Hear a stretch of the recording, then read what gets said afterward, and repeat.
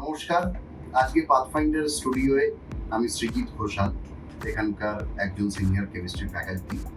আজকে খুব সৌভাগ্য, এই মুহূর্তে আমি পেয়েছি আমাদের একজন চেস চ্যাম্পিয়নকে। তবে ওর সাথে ইন্ট্রোডিউস করাবার আগে সবার আগে আমি চাইবো একটু ওর বাবার সঙ্গে ইন্ট্রোডিউস করাতে, যদিও উনি আমাদের খুবই senior right now. Doctor Siddhartha Mani, উনি কার্ডিওলজিস্ট আর.এন. টেগর হসপিটাল, এবং ওনার আরও সব থেকে বড় পরিচয় হচ্ছে পাথফাইন্ডারের 2002 ব্যাচের উনি মেডিকেল স্টুডেন্ট। এখান থেকেই মেডিকেল পেয়েছে এবং রাইট নাও ওনার ছেলে এই মুহূর্তে প্রায় বলা যায় শুধু ওয়েস্ট বেঙ্গল নয়, আগামী দিনে আমরা নিশ্চয়ই এইটাই দেখব যে হয়তো চেসে বিশ্বজয় করে আসছে। ওর কথা অনেক শুনবো ওর বাবার মুখেই। সবার আগেই আমি স্যার একটু আপনাকে অনুরোধ করব, যদি সর্বার্থর ব্যাপারে আপনি একটুখানি কিছু বলেন। সর্বার্থ এখন ওর বয়স 8+, 2016 বর।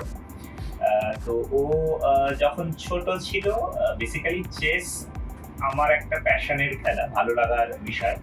কিন্তু যা হয় আমাদের বাঙালি মধ্যবিত্ত পরিবারে সেভাবে আমরাও বুঝে উঠতে পারিনি যে আমার চেসটার প্রতি এত প্যাশন আছে, বা বাবা মায়েরাও একাডেমিক্স লাইনেই বেশি একটা ইনক্লিনেশন থাকে আমাদের। তো সেই কারণে আমার ছোটবেলায় সেভাবে প্রফেশনালি চেস কখনো ভাবা হয়নি। ও যখন ছোট ছিল আমি ভাবলাম যে ওকে একটু শেখাই, ওর যদি ভালো লাগে। তো ওর 3-3.5 বছর বয়স থেকেই আমি বাড়িতে ওকে খানিকটা চেস শেখাতে শুরু করি। কিছুদিনের মধ্যেই, প্রায় 6 মাসের মধ্যেই আমি দেখলাম যে অনেকটাই একবার ওর এজের যারা হতে পারে তাদের থেকে অনেকটা বেটার খেলছে এবং খুব তাড়াতাড়ি পিক আপ করছে, ইমপ্রুভ করছে। তো 4 বছর বয়সে ওকে প্রফেশনাল কোচেদের কাছে দেওয়া হয় লোকাল একটি চেস একাডেমিতে। সেখানেও কোচেরা খুব তাড়াতাড়ি ওকে স্পট করে বলে যে ওর মধ্যে ভালো ট্যালেন্ট আছে চেসে, তো হার্ড ওয়ার্ক করলে নিশ্চয়ই ভালো জায়গায় যাবে। সেই শুরু। তো ওর যখন 4 বছর বয়স, সেখান থেকে শুরু। তারপর মোটামুটি বছর খানেকের ট্রেনিং এর পর থেকেই ও ন্যাশনাল লেভেলে খেলতে শুরু করে।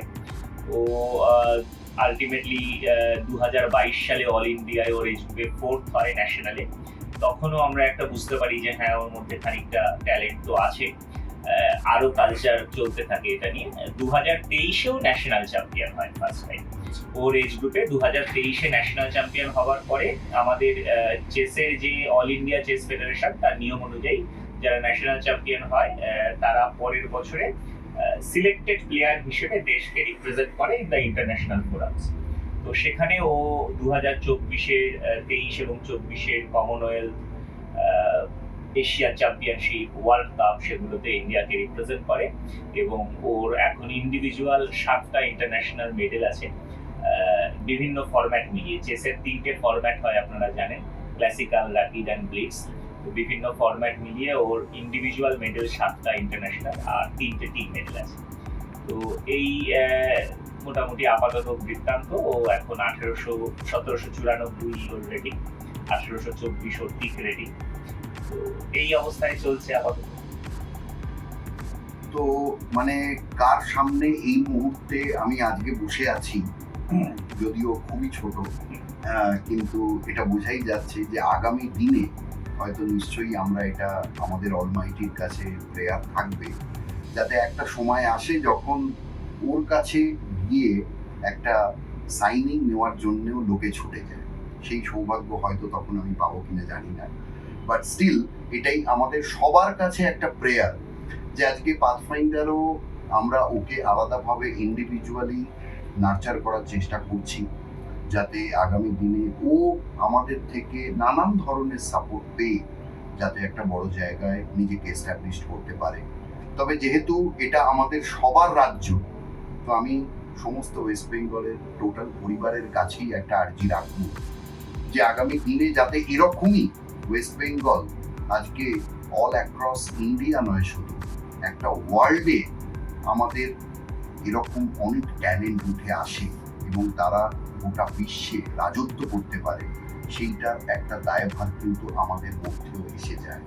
তাই সবার কাছেই আমার একটা রিকোয়েস্ট, যাতে ওর পাশে আমরা থেকে আগামী দিনে এইটা অন্তত অ্যাসিওর করতে পারি যে সর্বার্থমানী যেন আগামী দিনে বিশ্ব জয় করে আসে ওয়েস্ট বেঙ্গলের বুকে। Thank you so much.